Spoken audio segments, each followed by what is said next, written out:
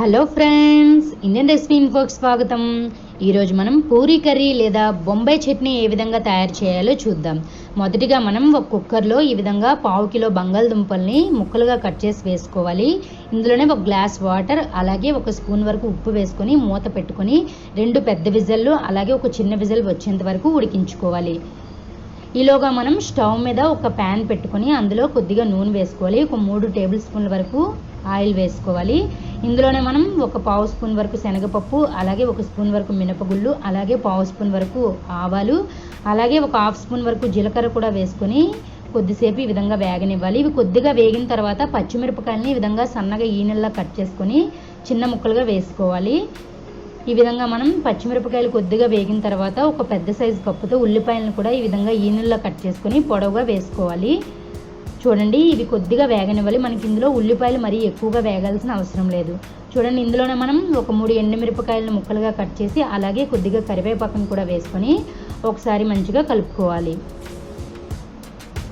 చూడండి, ఈ విధంగా కలిపిన తర్వాత ఇందులోనే మనం 1 స్పూన్ వరకు సన్నగా తరిగిన అల్లాన్ని, అలాగే 1 స్పూన్ ఉప్పు, అలాగే 1/2 స్పూన్ వరకు పసుపు కూడా వేసుకొని ఒకసారి మంచిగా కలుపుకోవాలి. చూడండి, ఈ విధంగా మనం కలుపుకున్నాక ఇందులోనే మనం బంగాళదుంపలు ఉడికిన తర్వాత తొక్కు తీసుకొని ఈ విధంగా స్మాష్ చేసుకోవాలి.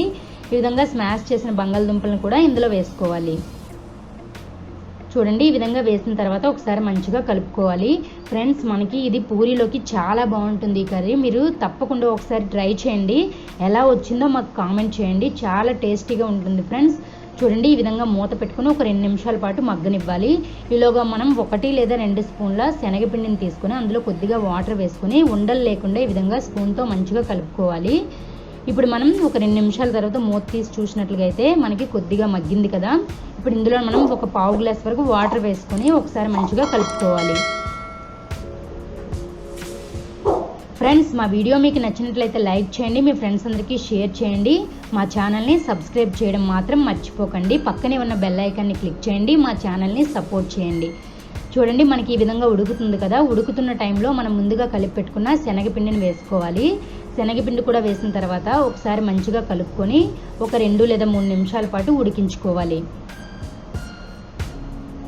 చూడండి, ఈ విధంగా మంచిగా ఉడికిన తర్వాత ఇందులో మనం గరం మసాలాను కూడా యాడ్ చేసుకోవాలి.